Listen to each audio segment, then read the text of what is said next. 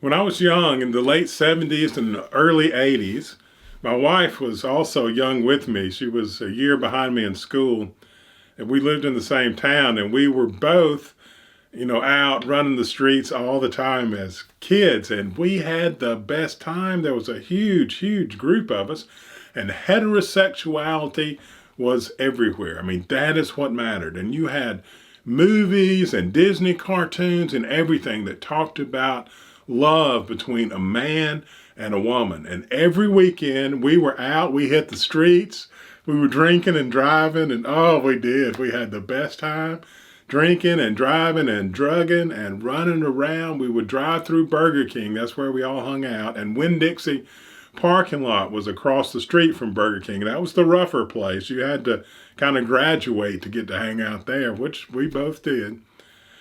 But we would ride back roads, and the whole thing was about finding a girl or finding a guy if you were a girl. And we'd have a car full of guys, a car full of girls, and we were both just hoping we ran into each other, and that drove everything, that idea of heterosexuality and of a relationship. And it was wonderful and glorious. And now these kids, they all talk about transsexual and homosexual, and that's a very, very small part of the population, and that's held up, and these kids aren't getting the energy pumped into them that they need, prom and marriage and all the things that celebrate heterosexuality, that move the country forward, that it's what 90% of the people are. So 90% of the talk should be about those, and the ethos should be full of heterosexuality so these kids